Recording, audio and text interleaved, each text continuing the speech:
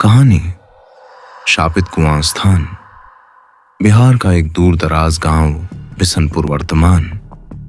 पर कहानी की जड़ें 70 साल पहले की हैं। गांव और रहस्य। बिशनपुर गांव बाहर से शांत, हरियाली से भरा और सादा था, लेकिन गांव के बीचों बीच एक पुराना टूटा फूटा कुआं का खड़ा था। लोग उसे शापित कुआं कहते थे। कुएं के चारों ओर कांटेदार झाड़ियां थीं और एक बड़ा सा बोर्ड लगा था, यहां आना मना है, रात के समय पास न जाए। ग्राम पंचायत लोगों का मानना था रात को इस कुएं से किसी औरत की चीखें आती हैं। कई बार जानवर वहां से गुजरते हुए मरे पाए गए। बच्चों को साफ मना था वहां जाने से। शहर से आया युवक रवि, एक 27 साल का पत्रकार, पटना से आया था। उसका मकसद था गांव की लोक कथाओं को डॉक्यूमेंट करना और यूट्यूब के लिए एक स्पेशल रिपोर्ट बनाना। रवि को उस कुएं की कहानी ने आकर्षित किया। उसने गांव वालों से पूछताछ शुरू की। गांव के बुजुर्ग रामधनी बाबा ने बताया, बेटा मत छेड़ उस जगह को। 70 बरस पहले वहां एक मासूम औरत छाया को जिंदा दफनाया गया था।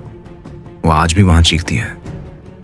रवि हंसते हुए बोला, बाबा ये सब अफवाहें हैं, कोई प्रूफ नहीं। मैं खुद जाऊंगा उस कुएं तक। अंधेरी रात और पहली घटना रात 11 बजे। रवि अकेले कैमरा और टॉर्च लेकर शापित कुएं की तरफ गया। गांव के कुत्ते तक उस रास्ते पर नहीं गए। कुएं के पास पहुंचते ही हवा एकदम भारी हो गई। टॉर्च की रोशनी झपकने लगी। अचानक खर्र खर्र, मुझे बाहर निकालो, मैं जिंदा हूं। रवि ठिठक गया। कुएं में झांका, अंदर कोई हलचल थी। फिर बिना किसी चेतावनी के एक लंबा सड़ा हुआ हाथ बाहर आया। रवि घबरा गया, कैमरा नीचे गिर गया। तभी कुएं के पीछे से किसी ने उसका नाम पुकारा, रावी रावी। वो पलटा, कोई नहीं था। छाया की सच्चाई। अगले दिन रवि गांव में वापस आया तो चुप था। उसके चेहरे पर गहरा डर था। उसने अपने कमरे में खुद को बंद कर लिया। नंदू, गांव का लड़का, बोला, रवि भैया बदले बदले लग रहे हैं, आंखें लाल, दिन भर बड़बड़ाते रहते हैं।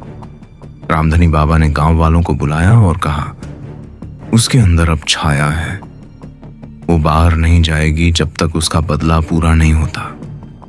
70 साल पुराना राज छाया गांव की एक विधवा थी जो एक साहूकार की हवस का शिकार हुई।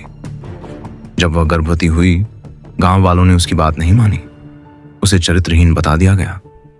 पंचायत के आदेश से उसे कुएं में जिंदा दफनाया गया। मरते वक्त उसने कहा था, जिसने मुझे जिंदा मारा मैं सबको मौत दूंगी। जब तक मेरी बात दुनिया तक नहीं पहुंचेगी, मैं हर साल एक लेती रहूंगी।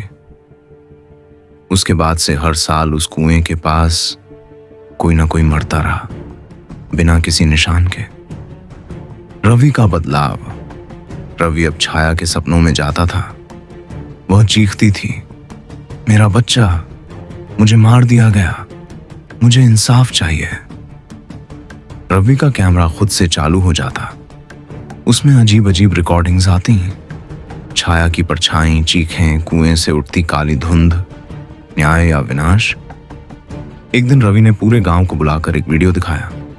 उसमें छाया की आत्मा ने कहा, जिसने मेरी कहानी दुनिया तक पहुंचाई उसे मैं छोड़ दूंगी, लेकिन जिन्होंने मुझे मारा वो सब मिटेंगे। वीडियो वायरल हुआ। गांव में पुलिस आई, कुएं की खुदाई हुई और वहां से एक कंकाल और एक भ्रूण की हड्डियां मिली।